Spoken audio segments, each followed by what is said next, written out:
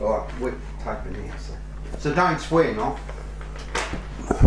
Alright, Noel, how did you get involved in basketball? When I was 12, I was asked whether I'd like to start and play basketball in Bendigo. So you started in Bendigo? I started in Bendigo. Is that where you grew up? That's where I was born in Euroa. Shifted to Bendigo when we were 4, and that's where I spent most of my teen years until I shifted to Geelong when I was 21.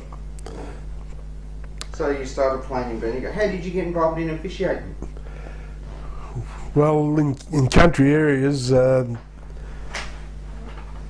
anybody that can blow a whistle and is prepared to take the rot becomes an official. And at 14 I started refereeing and in Bendigo? In Bendigo. Who taught you? Basically you taught yourself, except we were very fortunate. Henry Perazzo, Doug Shields used to come up and do the finals, and we'd referee some games with them and get hints from them, and the same as going to country championships and country premierships. We'd be evaluated there and we'd learn on the run basically, but Henry was a big influence. So did you have aspirations of getting to the elite level? How high did you go? Oh, I suppose I wanted to do the best I could in the country. I was never prepared to move to Melbourne to try and do VBA or that. I was a country boy at heart, and country needs referees and good quality referees as much as metro. How has basketball changed from the time you started till now? How do you reckon it's changed? It's faster. Probably the ball carriers are better skilled. I don't think the shooting's improved, and I'm not too certain that the teamwork's improved. Also the rules have changed a lot. When I started to play, there was no such thing as the centre line, and we had the square key, then it changed to a different size key. There's been a lot of changes in the rules over a period of time, supposedly to make the game better. Oh, absolutely. And what about officiating? How has refereeing changed from when you started to the way it is now? I think that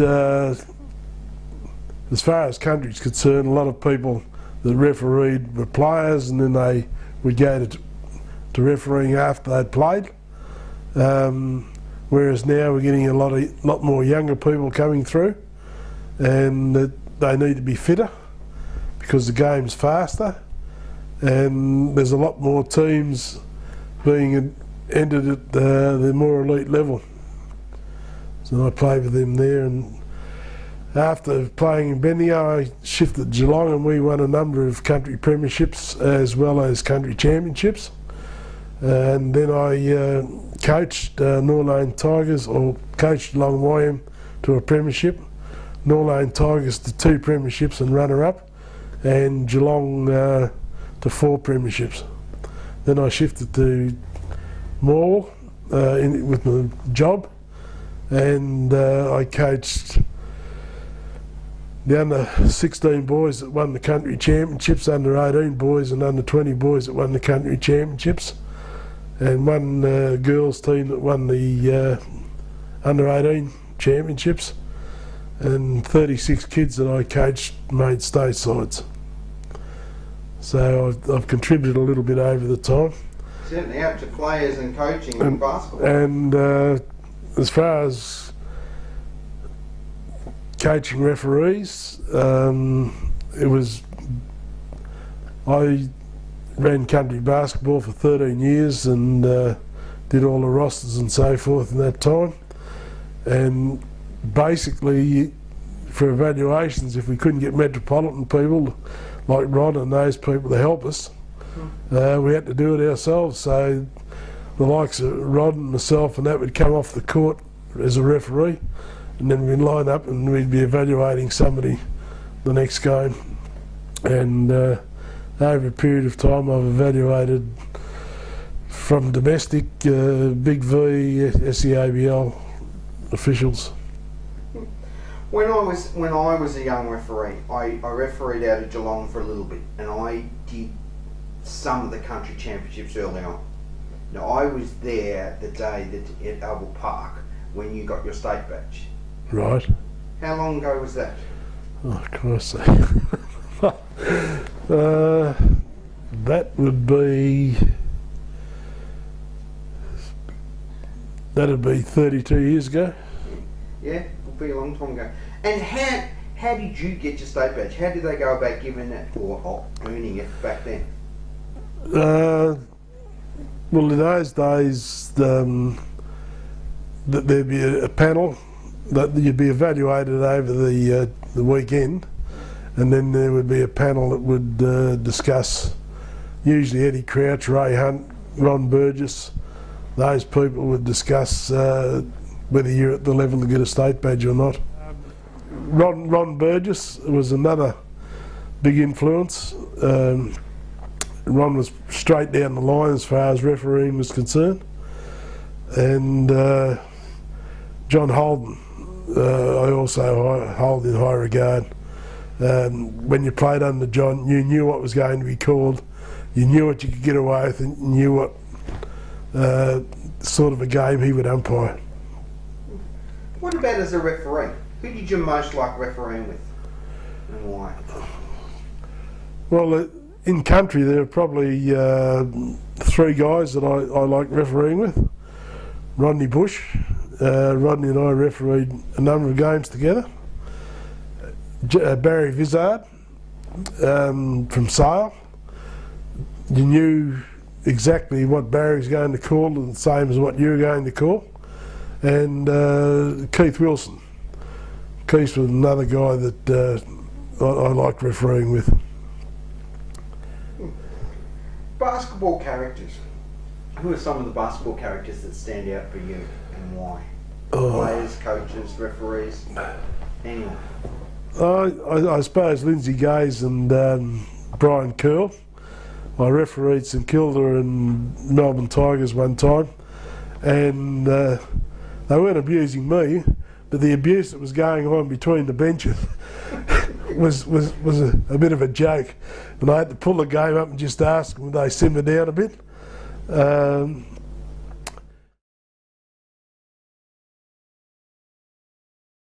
They had a brother called Jimmy. Jimmy played in the seconds, but he never made the senior list.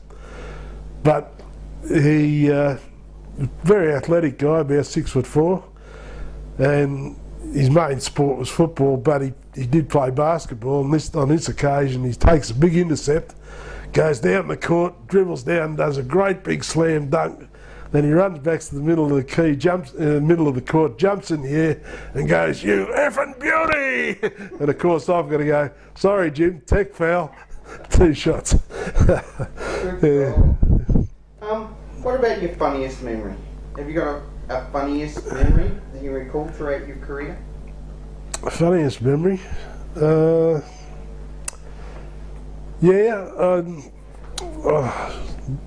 Bush, you'll have to help me out here. There's a big bloke that played with Geelong when Tamworth was playing. No, not Ian. Started with G or something like that, I think. God, anyway, this big guy, he's playing for Geelong, and I'm reffing with, I think it was Neil Bradbury I was actually reffing with. And I went into the key and there'd been a bit of yap going on. And I walked into the key at this, and there's the foul shots. I said, "Listen guys, any more crap, there's going to be a tech foul." Now that's the warning. Everybody get that? Tampa says, "Yeah, no worries, Noel, she'll be right." Anyway, this big guy goes down to try and block this bloke, but he's gone across the arms, you see. And I've called the foul on him. He opens his mouth, and of course he said something, so I've just gone bang. Tam was there going, no, I'll shut him up, I'll shut him up. I said, "Bad luck, Tam, it's too late." Speaking of calls,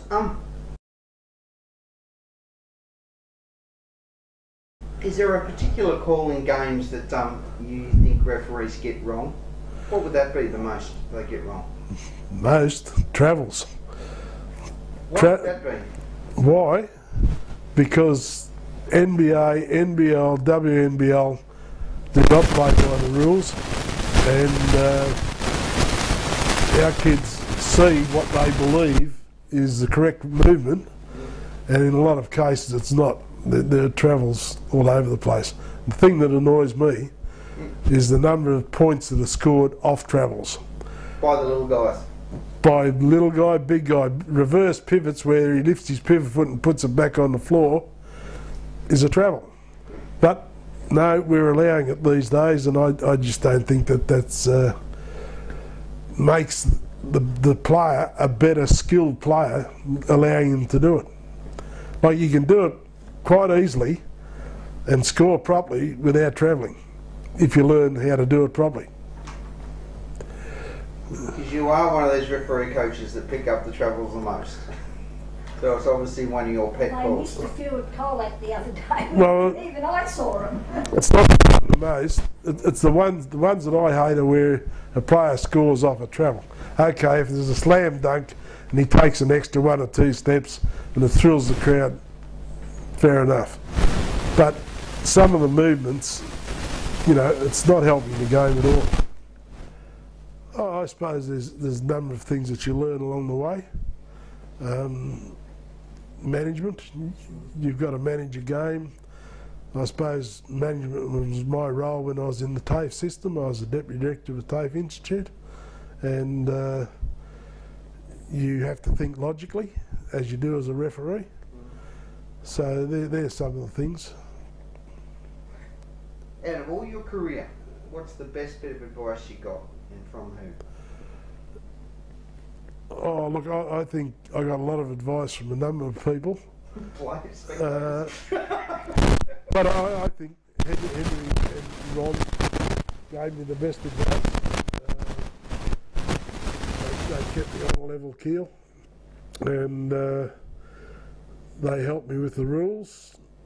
And at times, I suppose, when I got pretty frustrated with being president of the VBRA, Ron would say, well, look, you know, we better settle down and work this through. Who are some of your best referees, like currently now? Because you've taught a lot of referees. Who's some of the referees? Tim Mills. Funny situation occurred with Tim. In his earlier days, he was refereeing Werribee and some other team, and Werribee had a big American, about 6'3" and built like a brick dunny, and he had the habit of the guy in defence would be standing there, and he'd come in and he'd jump at the guy and turn sideways and back him right out, so that he would finish up about a metre closer to the ring. And this went on, and Tim kept saying, don't do that, don't do that. And after the game, I'd evaluated the game, and I said to Tim, stand up. So Tim stood up. I said, how does this feel, Tim? And I went, whack. Didn't mean to hit him so hard, and he finished up flat on the floor. I said, do you understand how hard that guy was being hit every time? And he said, yeah.